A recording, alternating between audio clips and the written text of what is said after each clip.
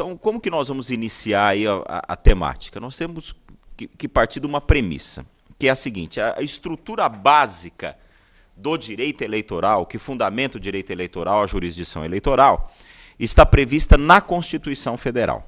Então, o aporte, não é constitucional. O direito eleitoral, ele se relaciona intimamente com a Constituição. O que é a Constituição?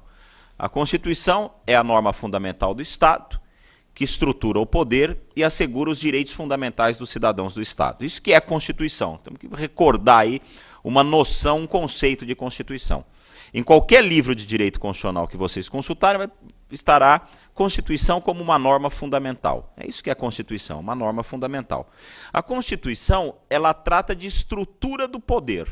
Ela trata de poder, de exercício de poder. Trata da organização do Estado, não é? Trata dos direitos fundamentais, que aliás é um aspecto histórico do direito constitucional. Não é? O soberano concedendo direitos aos súditos, foi assim que surgiu essa ideia das cartas magnas, não é? E limitando o poder. Constituição, então, trata desse relacionamento entre o cidadão e o Estado. Não é? Isso é um primeiro aspecto que nós precisamos verificar. Outro aspecto é a natureza da Constituição. Qual que é a natureza da Constituição? A natureza da Constituição é normativa. O que significa isso? Significa que os preceitos constitucionais... O que significa eu afirmar que determinado objeto tem natureza normativa? Significa que está presente o binômio exigibilidade, obrigatoriedade. Eu posso exigir o cumprimento da Constituição e eu sou obrigado a seguir os preceitos constitucionais. Isso é importante, não é, para o nosso estudo. A Constituição tem natureza normativa. E a Constituição organiza o Estado. Que espécie de Estado que a Constituição quis organizar? O que cria o Estado, o que constitui o Estado é a Constituição. Se a Constituição organizou um Estado autoritário, a interpretação que nós vamos conceder a todo o sistema jurídico será a interpretação de um Estado autoritário. Se a Constituição organizou um Estado liberal, a interpretação que nós vamos conceder será de Estado liberal. Que espécie de Estado a Constituição organizou? A Constituição organizou o Estado democrático e social de direito. O texto constitucional organizou, então, criou o Estado democrático e social de direito. O que significa isso? Estado democrático e social de direito. É o plexo, é a união entre os preceitos do Estado liberal e os preceitos do Estado social.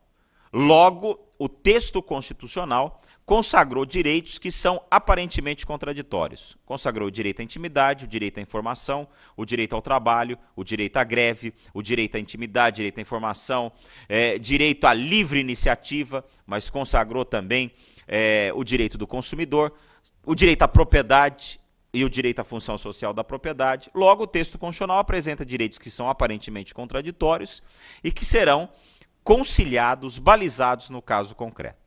Mas esse Estado democrático social de direito, então, ele está calcado em dois valores.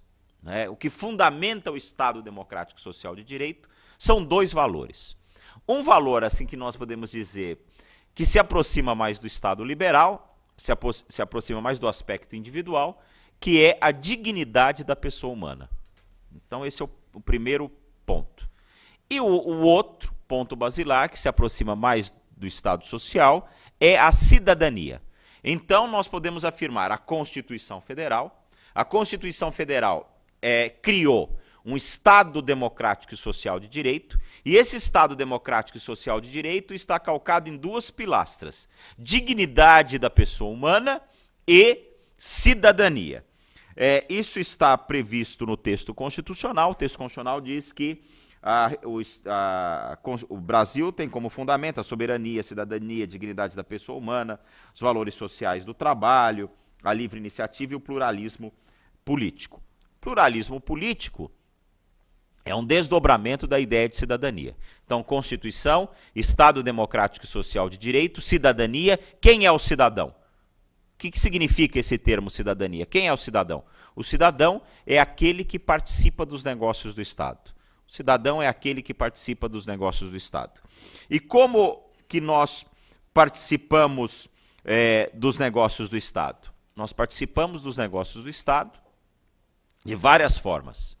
Pelo exercício dos direitos políticos, votando e recebendo votos, e também por exercício de outros instrumentos. Ingressando com uma ação popular, por exemplo, é uma forma de exercício da cidadania. E cidadania se relaciona com democracia, né? Não há cidadania, não há a plena participação nos negócios do Estado, se nós não estivermos num Estado democrático. Mas há um desdobramento também, há uma consequência, algo inerente à democracia e à cidadania, que é o pluralismo político. O que significa pluralismo político? Pluralismo político significa dois aspectos. Primeiro aspecto, a liberdade de ideologias. Primeiro aspecto é a liberdade de ideologias. O que significa essa liberdade de ideologias? Significa a participação plural da sociedade e significa a diversidade de opiniões. Então, é algo inerente à democracia também, à cidadania, a diversidade de opiniões, não é? A liberdade de ideologias. E o segundo ponto do pluralismo político é a possibilidade de formar vários centros de poder. A possibilidade de formar vários centros de poder. Como que nós formamos vários centros de poder? Nos associando para participar dos negócios do Estado. E aí surgem as ONGs, não é? As associações que buscam participar, não é? Da vida da sociedade civil, participar dos negócios da sociedade civil. E algo que é inerente também à democracia, pelo menos no Estado democrático brasileiro, que é os partidos políticos. Participar dos negócios, a participação nos negócios do Estado, em algum momento, se dá por intermédio dos partidos políticos. Então, partido político também é um ator importante para a participação dos negócios do Estado.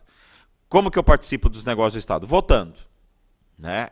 E quando que o sujeito atinge o status de cidadão? Com o alistamento eleitoral. Com o alistamento eleitoral, ele pode participar de uma forma, não é, nos negócios do Estado, que é votando, escolhendo os seus eleitores. Eu estava conversando ontem, né, que nós perdemos a Copa do Mundo. E é engraçado, o Brasil tem 200 milhões de técnicos, né? Então, não, aí foi um erro tático, não é? Devia ser 3, 4, não, devia colocar o meio, o problema é do meio volante. Não, a escalação está errada, não é? Então, nós seríamos campeões, teríamos o título se tivesse uma outra escalação. A escalação para o Brasil nós podemos opinar, não é? Votando. Infelizmente nós esquecemos, não é? É feita uma pesquisa, poucas pessoas se lembram em quem votou nas últimas eleições, não é? Isso é algo interessante. Nós esquecemos quem nós votamos na última eleição para deputado federal. Nós vamos votar agora para deputado estadual, federal, senador.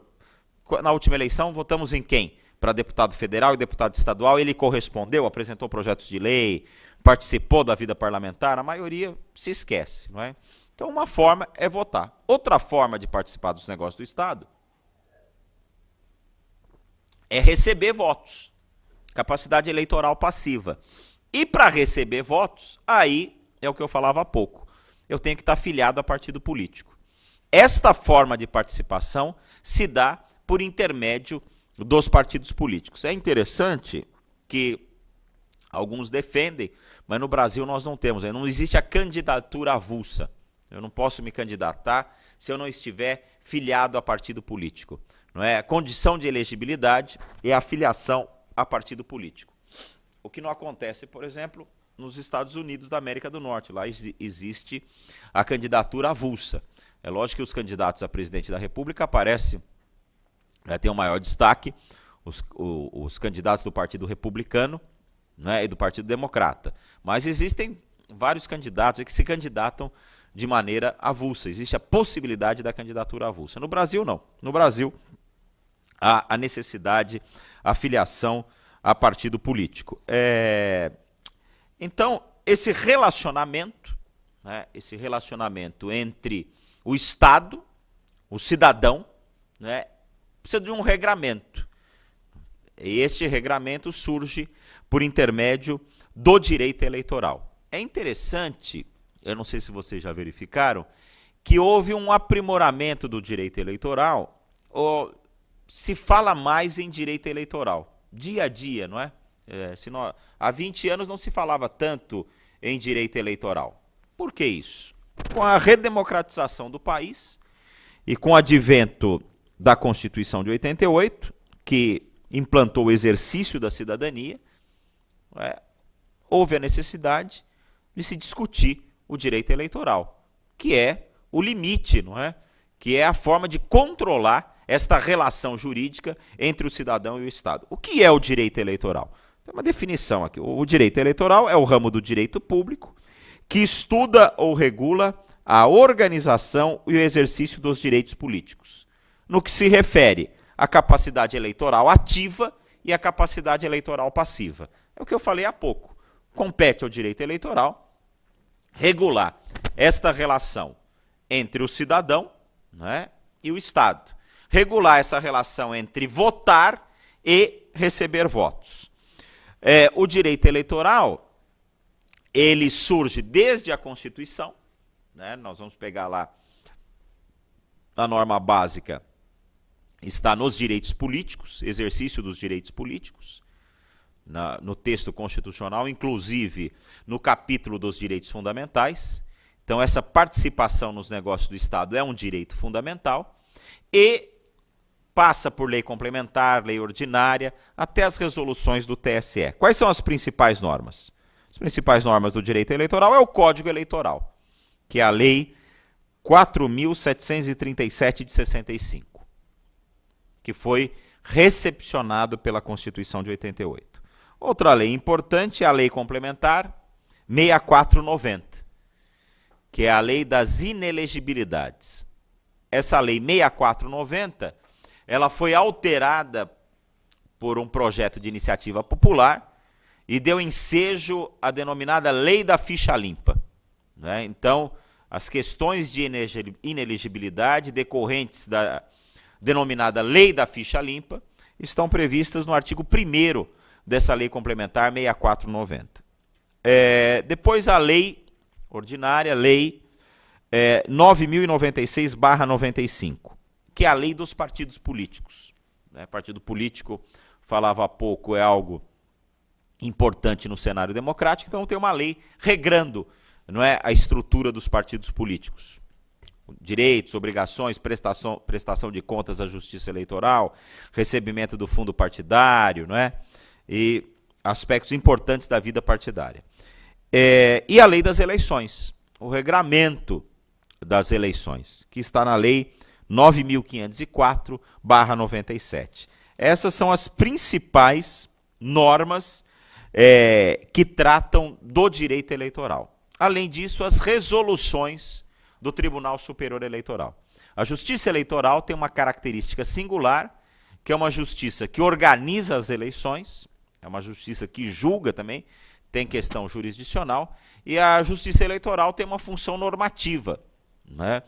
Então, as resoluções do Tribunal Superior Eleitoral têm natureza normativa, que tem por finalidade interpretar toda a legislação eleitoral. Tá bom. Então, o que compete à Justiça Eleitoral? Tem uma justiça, então tem uma jurisdição eleitoral. Qual que é a competência da Justiça Eleitoral? O direito eleitoral, ele cuida do processo eleitoral. Então, competência da Justiça Eleitoral está afeta ao processo eleitoral.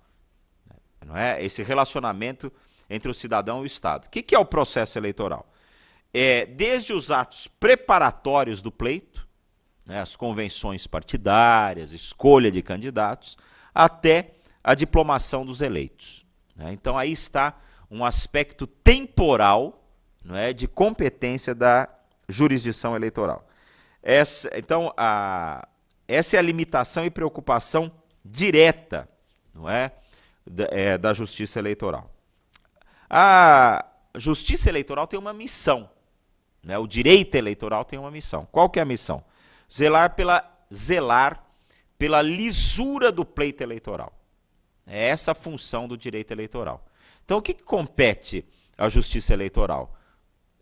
Garantir a legitimidade e a legalidade das eleições. Esse é o ponto primordial. Garantir a legitimidade e a legalidade das eleições, né? Então, compra de votos, abuso do poder econômico. Então, a justiça, existe uma série de ações que tem por finalidade garantir isso, a legitimidade e a legalidade do pleito. O direito eleitoral é matéria constitucional, não é? Tem um aporte constitucional. E se houver, então, algum ato que ofenda a legalidade e a legitimidade desse processo, compete, então, à Justiça Eleitoral averiguar. E averigua como? Por meio de representação, por meio de ação eleitoral que tem esse objeto. Quem tem legitimidade? O primeiro defensor dessa legitimidade, da legalidade do pleito, é o Ministério Público. O Ministério Público Eleitoral. Então, há um Ministério Público, todos sabem a função institucional do Ministério Público, está previsto lá no artigo 127 da Constituição Federal, e tem um braço do Ministério Público, que é o Ministério Público Eleitoral. No âmbito dos tribunais, Tribunal Regional Eleitoral e Tribunal Superior Eleitoral, compete ao Ministério Público Federal, né? São os procuradores da República que atuam nessa seara. E na primeira instância, nas eleições municipais, compete ao promotor eleitoral da comarca, que é membro do Ministério Público Estadual. Não há problema porque há a unidade do Ministério Público, vocês estudaram isso, né? Embora haja uma divisão entre Ministério Público Federal e Estadual, há uma unidade institucional do Ministério Público. Então, o principal instrumento é a ação de investigação judicial eleitoral. Então, para coibir esses abusos, ação de investigação judicial eleitoral, que nós podemos dividir didaticamente em 4 espécies. Quais são essas espécies? Ação de investigação judicial eleitoral por abuso de poder. Ação de investigação judicial eleitoral por abuso de poder. Onde está previsto isso? No artigo 1º, inciso 1, a linha D e H da Lei Complementar 6490 e artigo 19. Então, por abuso de poder. Né? Então, quais são os casos? O prefeito, né, que se utiliza da máquina, né, isso desequilibra o pleito eleitoral. Pode ser abuso do poder econômico, abuso dos meios de comunicação. Né? Então, às vezes, numa pequena cidade, alguém que domina um jornal, se abusar desses meios de comunicação, isso, o que acontece? Desequilibra o pleito. Porque um dos aspectos da jurisdição eleitoral é garantir o quê? A igualdade de oportunidades. Segunda ação, ação de investigação judicial eleitoral por captação ou gasto ilícito de recursos para fins eleitorais. É o famoso artigo 30A. Isso está previsto no artigo 30A da Lei 9.504/97. Este artigo 30A, ele procura coibir o quê? O famoso caixa 2. Né? O sujeito, então, declara que vai gastar X a Justiça Eleitoral e se utiliza de caixa 2. Né? Ou recurso ou captação de gasto ilícito. Né? Há notícias de candidatos que são financiados pelo tráfico, ou são financiados pelo jogo do bicho. Não é? Esse artigo 30A tem por finalidade coibir, não é, esse gasto ilícito. Recursos que foram arrecadados para a campanha eleitoral, mas são recursos oriundos de gasto ilícito. Então eu tenho que provar o quê primeiro? Que o numerário, o valor é ilícito. E segundo, que esse valor ilícito foi aplicado na campanha eleitoral. Né? Então é uma prova difícil. Não é? Depois, outra ação. Ação de investigação judicial eleitoral por captação ilícita de sufrágio. Ação de investigação judicial eleitoral por captação ilícita de sufrágio. É o artigo 41A da Lei 9.504/97. O que é isso, captação ilícita de sufrágio? Compra de voto. É um nome assim para compra de voto. Como que se compra voto? De várias formas, né? Ou por dinheiro, às vezes uma promessa indevida. Né? Então, olha, se eu for eleito, vocês aqui que são comissionados, vocês vão continuar nos cargos. É uma forma, a Justiça Eleitoral tem entendido que isso é uma forma de compra de voto. Se eu for eleito, esse grupo que está aqui, eu vou passar a escritura. A prefeitura vai dar a escritura da casa de vocês estão aqui de forma irregular, estão tomando esse terreno, tomaram aqui o terreno de forma irregular, eu vou, então, conceder a escritura se for eleito prefeito. Isso foi entendido já como captação ilícita de sufrágio. Agora, o limite, às vezes, é tênue. Tem coisa que é escancarada mesmo, né? Às vezes, eu não tinha noção que isso acontecia no Brasil. Pessoas vendendo voto por um botijão de gás. Né? Tem um sujeito aí de uma cidade do interior, né? Vendia por um botijão de gás. Eu estava chegando na jurisdição eleitoral, não é isso mesmo? Não, vendia por um botijão de gás, em troca de voto. Ó, se você votar em mim, eu for eleito, a semana que vem você vai ter um botijão de graça. Então, um mês aí de gás de graça. Aquele negócio do par de sapato, né? Dá um par, depois dá outro. Acontece ainda, né? Aquela história, quer dizer, a urna eletrônica, alguns falam, não, outro dia eu fui numa palestra da segurança da urna eletrônica, né? Não, pode ter, será que é seguro, será que dá para violar e etc. Bem, segurança só em Deus, né? Nada no mundo, a gente vive a sociedade de risco, mas é mais seguro, isso eu garanto, do que o voto de papel.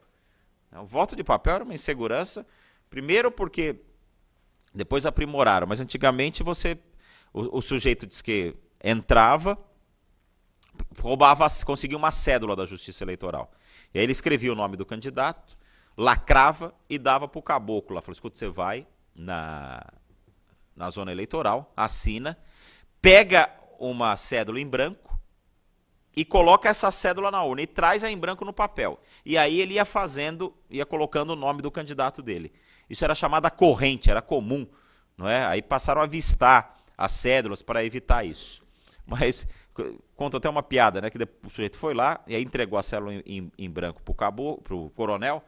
E aí o caboclo perguntou, mas coronel, eu coloquei na urna, mas eu votei em quem?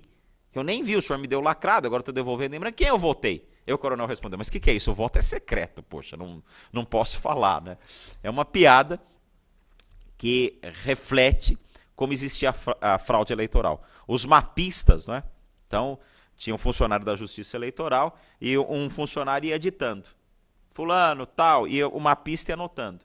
Diz que tinha a fraude também. O mapista falava, fulano de tal. Ele falou, não vou anotar esse. E guardava, pô, tem um aqui para... E aí ele ia colocando para o candidato dele. Então a fraude era mais. E outra coisa, às vezes aquelas letras horríveis, isso dava briga. Não, é fulano de tal. Não, votou, escreveu na urna, PH. Não, PH é Paulo Hamilton. Não, não é. Tem o Pedro Henrique que é candidato também. Não, mas aqui tem aqui a perna. Então dava disso. Não, então isso aqui nós vamos anular. Né? E alguns falaram, mas ficou sem graça porque era uma forma também de você manifestar, xingar, não é?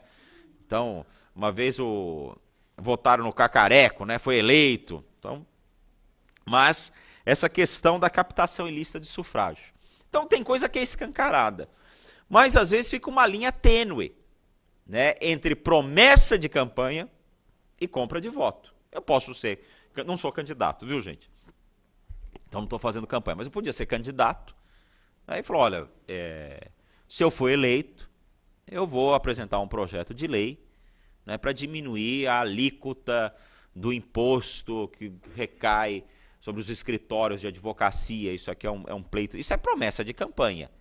não é? Se é abstrata, não é? É um projeto. A compra de voto precisa ser o quê? Determinada. Eu preciso identificar quem eu estou comprando. Eu estou comprando do Antônio, do José, ou de um grupo determinado. Né? Se eu chego para um grupo restrito, fecha e fala, olha, se eu for eleito, vocês terão uma vantagem financeira. Isso me parece ilegítimo. Não é? E outra ação. Ação de investigação judicial eleitoral por conduta vedada. Ação de investigação judicial eleitoral por conduta vedada. Essas condutas vedadas estão previstas nos artigos 73, 74, 75 da Lei 9.504/97. Não é? Então, por exemplo, funcionário público não pode fazer campanha na repartição. Não é? Eu não posso usar a máquina administrativa para fazer campanha. Os funcionários, isso é comum, não é? Então, o sujeito é funcionário da prefeitura.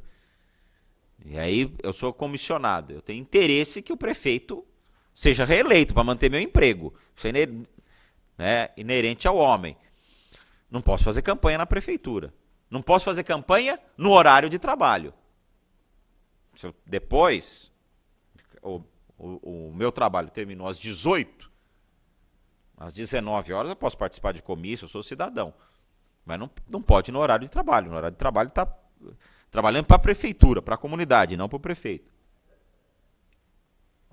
Então, essas 4 ações têm por finalidade coibir esses atos que ofendem a igualdade no pleito. O que é abuso? Né? Então, se nós falamos em abuso do poder econômico, nós falamos em abuso do poder. O que é abuso? Abuso significa o quê? Excesso, exagero. Né? O que configura o abuso é o excesso de um ato adequado. Né? Um excesso que configura o quê? A ilegitimidade. É o abuso excessivo de recursos financeiros público, acesso a bens e serviços, né? Então, a própria propaganda eleitoral. Também a propaganda eleitoral está adstrita a limites que estão dispostos nas resoluções do Tribunal Superior Eleitoral. Propaganda eleitoral é algo legítimo? É legítimo. Né? Se eu sou candidato, eu preciso me utilizar da propaganda. É algo até democrático. O que é a propaganda eleitoral? É conquistar, é a mesma coisa da propaganda de produto. Né? Eu quero conquistar pessoas para usarem o meu produto. O que é a propaganda eleitoral? É a conquista dos eleitores. Eu quero conquistar os meus eleitores e isso se faz por intermédio de propaganda eleitoral. O que não pode é o abuso, né? Abusar da propaganda eleitoral. E a contrapropaganda também é legítima. O que é a contrapropaganda eleitoral? Falar mal do adversário. Isso é legítimo também no pleito. Eu sou candidato a governador do estado. Eu tenho todas as condições de administrar o estado de São Paulo. Eu já fui senador, eu já fui deputado, já fui prefeito, eu tenho experiência administrativa, mas o meu adversário não tem experiência administrativa, ele vem da iniciativa privada, não é? Isso é legítimo. O que não pode é extrapolar. E tem até uma questão interessante. Quem participa de uma campanha eleitoral precisa ter maturidade. Quem participa da vida pública precisa ter maturidade que vai tomar paulada. Às vezes, agora, alguns candidatos vieram me consultar, não é? Até se poderiam ser candidatos em relação à lei da ficha limpa. Escuta, então eu dei um parecer para um candidato, se ele tem um processo de improbidade administrativa, eu dei um parecer que esse processo não configura, né, não caracteriza inelegibilidade segundo a interpretação da lei da ficha limpa. E ele muito preocupado se esse parecer ia vazar, não é, se ia ter representação, se algum adversário poderia usar esse processo de improbidade. Eu falei, escuta, meu amigo, quem entra na vida pública precisa... Vão virar a tua vida do avesso. Não tem nenhum filho aí, não teve nenhuma namorada, nenhuma namoradinha fora do casamento... Porque o povo também, eu percebi uma coisa, O povo perdoa tudo, perdoa ladrão, tal. Agora, sujeito que tem filho fora do casamento, o povo não perdoa. Você perde voto, viu? Não sei por que isso, mas é uma realidade. Então, precisa estar preparado para a contra-propaganda também. O homem público, ele abre mão de parcela da sua intimidade. Creio isso, né? Até em aspectos da vida pessoal. Né? Não algo da intimidade, mas algumas convicções. Eu creio, posso estar equivocado, se alguém achar que eu estou errado, pode falar, porque tem gente que fala que eu estou errado. Eu creio, por exemplo, que quando eu vou votar em alguém, eu preciso saber qual é a posição desse sujeito em relação ao aborto. Qual que é a posição dele? Ele é a favor ou contra o aborto? Eu creio que eu, como eleitor, eu tenho direito de saber qual que é a posição dele. Ele é a favor do casamento homossexual ou não? Qual nesses temas sensíveis? Até se ele é um bom pagador. Será que ele é um bom pagador? Será que ele é um homem honrado? Eu creio que eu, como eleitor, tenho o direito de saber o perfil desse candidato. Eu julguei um caso quando estava no eleitoral, que um candidato entrou no site do Tribunal de Justiça e verificou que o seu adversário tinha várias ações de execução fiscal. E ele passou a divulgar isso. Olha, quem quer administrar a nossa cidade é um sujeito que não paga os impostos. Ele quer gerir a vida tributária da cidade, mas ele não paga impostos porque ele tem 14 ações de execução fiscal. E aí ele representou falando que a intimidade dele estava sendo ofendida. E não sei se era intimidade, porque qualquer um que jogar um nome no site do Tribunal de Justiça, não é, vai sair lá as ações judiciais. Então aquilo é público. E o sujeito, quando vai para a vida pública, ele creio eu que abre parcela, passa a ser o quê? Homem público, vida pública. É lógico que tem aspectos da sua intimidade que são preservadas, né? Da sua família, né? Do seu resguardo, mas algumas posições, né, o eleitor precisa saber. Então a Justiça Eleitoral também trata disso, esse limite da propaganda eleitoral. Lógico que precisa ser uma linguagem adequada, né? Essa contra-propaganda precisa ser uma linguagem adequada, não pode cair, né, para o escárnio, né, para questão de mau gosto, como nós verificamos em vários pleitos aí, eleitorais. Bem, esse é o quadro da Justiça Eleitoral, esse é o quadro da nossa democracia, mas há algumas críticas em relação ao nosso sistema eleitoral. É interessante, o direito eleitoral se desenvolveu, veio a lei da ficha limpa e agora surgem algumas críticas. E as críticas ao direito eleitoral e ao sistema eleitoral estão em 3 aspectos, aí nós já vamos encerrar. 3 aspectos principais: capacidade eleitoral ativa e passiva, partidos políticos e sistema eleitoral. No que se refere à capacidade eleitoral ativa e passiva, que é o vínculo que se estabelece entre esses 2 agentes, há 2 temas que estão sendo discutidos, que estão na ordem do dia. O primeiro tema é a reeleição, né? Então, alguns têm discutido a reeleição. Se a reeleição é algo adequado, é algo que veio para ficar, ou precisamos retroceder, a reeleição não deu certo.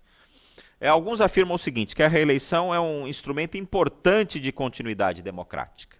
Instrumento importante. Não é? Em outros países tem o recall. Né? Aqui seria a reeleição. Mas não há dúvida, eu creio que o Instituto da Reeleição precisa ser aprimorado. Não há dúvida que a reeleição agravou a possibilidade do abuso do poder político e econômico. Porque quem tem a máquina na mão, não é, tem uma grande possibilidade de se reeleger. Eu tenho um amigo que o irmão dele foi candidato a prefeito, foi prefeito de uma cidade e tentou a reeleição e perdeu. E aí tinha um processo lá na Justiça Eleitoral, ele foi distribuir mesmo, conversar comigo, aí ele falou o seguinte: meu irmão não é do ramo. Problema do meu... Tinha um problema de prestação de contas. Falou, não, olha, meu irmão não é ladrão, ele não é do ramo. Porque quem é do ramo não perde uma reeleição estando com a máquina na mão. Aí a gente vê que o sujeito é inocente. Eu fiquei com isso na cabeça. Que é o sujeito que tem a máquina, há um desequilíbrio.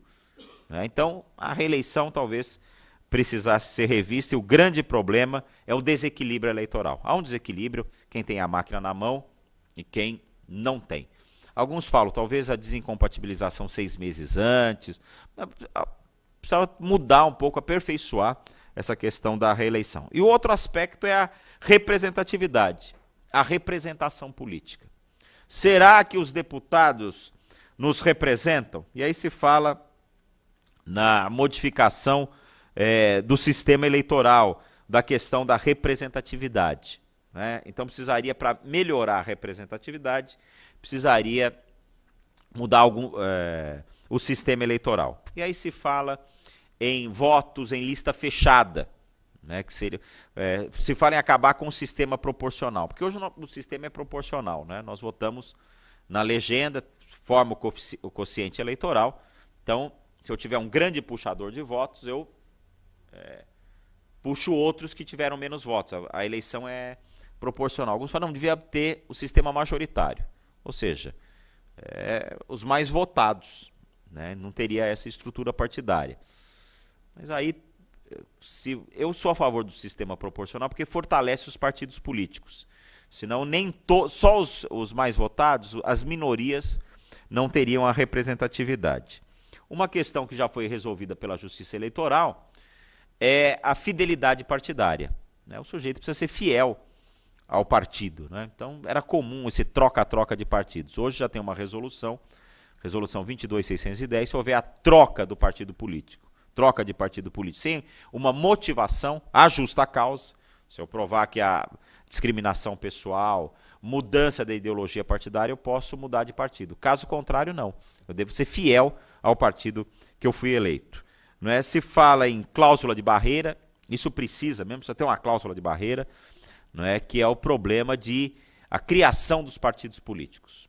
Nós temos hoje 31 partidos políticos, se não me falha a memória. Tudo bem, pode ter bastante partido político, que tenha 100 partidos políticos. Isso é democrático, a criação de partidos políticos. Creio que não há como impedir a criação de partido político. Mas tem que ter uma cláusula de barreira, uma cláusula de desempenho. Não é?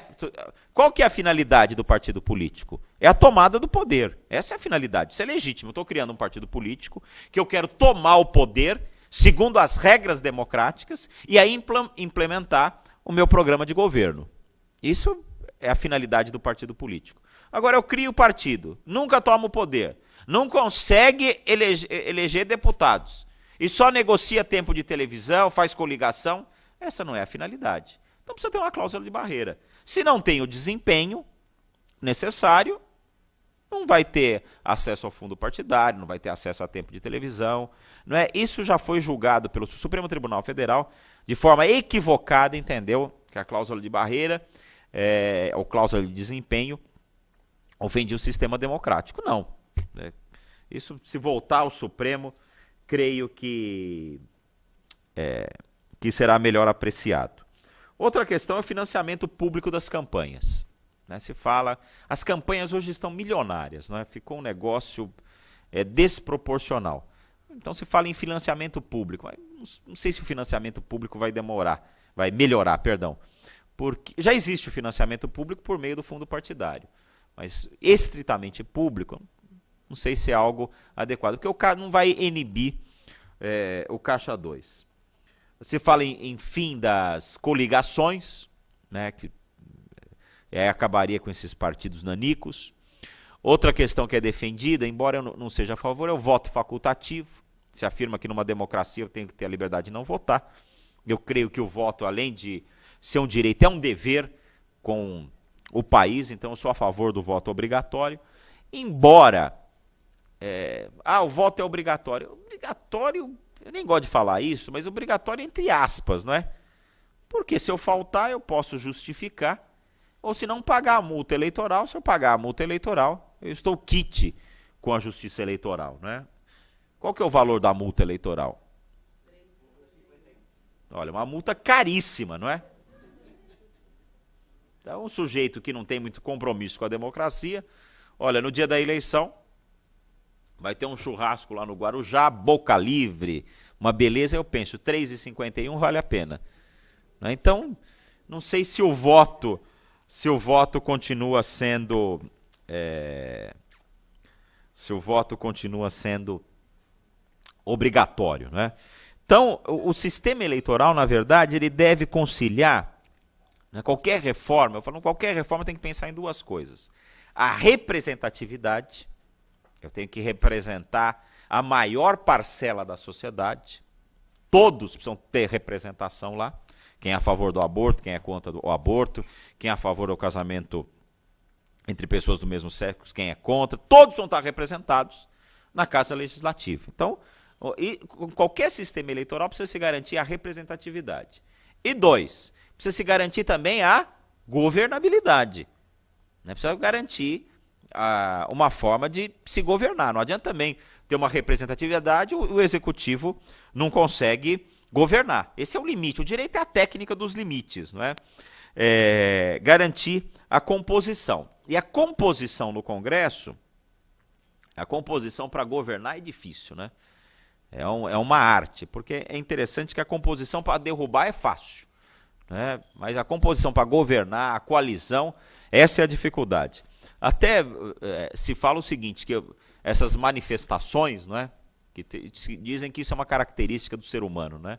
O ser humano se une para derrubar, né? E diz que o povo se junta para odiar, não é? Que não tem nenhuma manifestação para agradecer, é sempre para odiar. E é interessante, eu vou terminar contando uma passagem do Jânio Quadros, né? Quando o Jânio Quadros era presidente, o Roberto Campos trabalhava, esse famoso economista Roberto Campos trabalhava no governo junto com Clemente Mariano, que acho que era o ministro da Fazenda, se não me falha a memória. Precisava aumentar a gasolina. E aí foram lá conversar com o presidente Jânio Quadros, que precisava anunciar o aumento da gasolina. E aí o Jânio disse que estava de aquele safari, ele usava uns safaris, né? Estava na cadeira encostada, e o Roberto Campos começou a explicar, e ele, fingindo que não estava prestando atenção. Aí o Roberto Campos diminuiu o discurso. Falou, eu não vou explicar que o sujeito não está prestando atenção. Então é isso, por exemplo, só aumentar a gasolina. Aí ele fez duas perguntas. Diz que uma pergunta da exposição que ele ia... um ponto que ele ia abordar e não abordou porque achou que o presidente estava prestando atenção. Uma questão técnica. Aí ele explicou. E a outra ele falou assim, quem são os inimigos? Presidente, mas gasolina não tem... Não, vocês precisam descobrir quem são os inimigos. Eles saíram, voltaram. E, presidente, nós nem entendemos. Ele falou, já resolvi. Amanhã eu vou anunciar no rádio, né, no horário apropriado, o aumento da gasolina. E já temos os inimigos, pode ficar tranquilo. E aí, o presidente Jânio Quadros foi no rádio e meteu o pau nos americanos. Porque esses americanos, não sei o quê, papapá, acabou com os Estados Unidos. Falou, e tem outro aspecto, a gasolina aumenta a partir de amanhã. No dia seguinte, Roberto Campos pegou um táxi no Rio de Janeiro e falou, escuta, aumentou a gasolina, o que você acha? Falou, mas esses americanos, olha, eu vou falar uma coisa, viu? Tal. E a gasolina aumentou? Vai ser mais difícil para trabalhar, mas o presidente está certo, os americanos querem dominar aqui o país e etc. E aí o Roberto Campos ligou acho que é pro embaixador americano aqui no Brasil, falou, olha, eu estou ligando em nome do governo para desculpar, não foi mais... Não! O presidente Jânio Quadros já me ligou antes do anúncio, falou que ia meter o pau por uma questão da gasolina, estava tudo certo. Ou seja, o povo se une para odiar, não é? Nunca para amar. Então, era esse o recado que eu queria dar para vocês, o quadro do direito eleitoral e alguns pontos de reforma que estão sendo discutidos e que nós precisamos estar atentos até para formar a nossa opinião e a nossa convicção.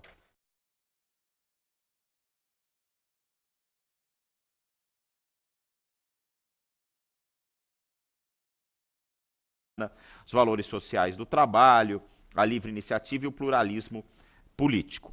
Pluralismo político É um desdobramento da ideia de cidadania. Então, Constituição, Estado Democrático e Social de Direito, cidadania. Quem é o cidadão? O que significa esse termo cidadania? Quem é o cidadão? O cidadão é aquele que participa dos negócios do Estado. O cidadão é aquele que participa dos negócios do Estado. E como que nós participamos dos negócios do Estado? Nós participamos dos negócios do Estado de várias formas. Pelo exercício dos direitos políticos, votando e recebendo votos, e também por exercício de outros instrumentos. Ingressando com uma ação popular, por exemplo, é uma forma de exercício da cidadania.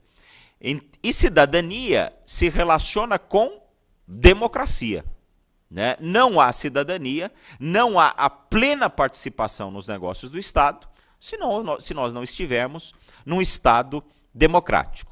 Mas há um desdobramento também, há uma consequência, algo inerente. A Constituição organizou um Estado autoritário, a interpretação que nós vamos conceder a todo o sistema jurídico será a interpretação de um Estado autoritário. Se a Constituição organizou um Estado liberal, a interpretação que nós vamos conceder será de Estado liberal. Que espécie de Estado a Constituição organizou? A Constituição organizou o Estado democrático e social de direito. O texto constitucional organizou, então, criou o Estado democrático e social de direito. O que significa isso? Estado democrático e social de direito. É o plexo, é a união entre os preceitos do Estado liberal e os preceitos do Estado social. Logo, o texto constitucional consagrou direitos que são aparentemente contraditórios. Consagrou o direito à intimidade, o direito à informação, o direito ao trabalho, o direito à greve, o direito à intimidade, direito à informação, direito à livre iniciativa, mas consagrou também o direito do consumidor, o direito à propriedade e o direito à função social da propriedade. Logo, o texto constitucional apresenta direitos que são aparentemente contraditórios e que serão conciliados, balizados no caso concreto. Mas esse Estado democrático social de direito, então, ele está calcado em dois valores, né? O que fundamenta o Estado democrático social de direito são dois valores. Um valor, assim, que nós podemos dizer que se aproxima mais do Estado liberal, se aproxima mais do aspecto individual, que é a dignidade da pessoa humana. Então, esse é o primeiro ponto. E o outro ponto basilar, que se aproxima mais do Estado social, é a cidadania. Então, nós podemos afirmar a Constituição Federal. A Constituição Federal criou um Estado democrático e social de direito, e esse Estado democrático e social de direito está calcado em duas pilastras: dignidade da pessoa humana e cidadania. Isso está previsto no texto constitucional. O texto constitucional diz que o Brasil tem como fundamento a soberania, a cidadania, a dignidade da pessoa humana.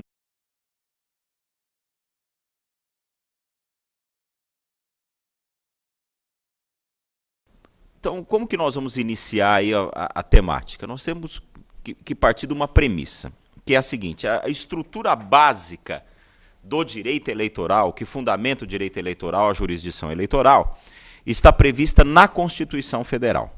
Então, o aporte, não é constitucional. O direito eleitoral, ele se relaciona intimamente com a Constituição. O que é a Constituição? A Constituição é a norma fundamental do Estado, que estrutura o poder e assegura os direitos fundamentais dos cidadãos do Estado. Isso que é a Constituição. Temos que recordar aí uma noção, um conceito de Constituição. Em qualquer livro de direito constitucional que vocês consultarem, estará Constituição como uma norma fundamental. É isso que é a Constituição, uma norma fundamental. A Constituição, ela trata de estrutura do poder. Ela trata de poder, de exercício de poder. Trata da organização do Estado, não é? Trata dos direitos fundamentais, que aliás é um aspecto histórico do direito constitucional, não é? O soberano concedendo direitos aos súditos, foi assim que surgiu essa ideia das cartas magnas, não é? E limitando o poder. Constituição, então, trata desse relacionamento entre o cidadão e o Estado, não é? Isso é um primeiro aspecto que nós precisamos verificar. Outro aspecto é a natureza da Constituição. Qual que é a natureza da Constituição? A natureza da Constituição é normativa. O que significa isso? Significa que os preceitos constitucionais... O que significa eu afirmar que determinado objeto tem natureza normativa? Significa que está presente o binômio exigibilidade, obrigatoriedade. Eu posso exigir o cumprimento da Constituição e eu sou obrigado a seguir os preceitos constitucionais. Isso é importante, não é, para o nosso estudo. A Constituição tem natureza normativa. E a Constituição organiza o Estado. Que espécie de Estado que a Constituição quis organizar? O que cria o Estado, o que constitui o Estado é a Constituição. Se a Constituição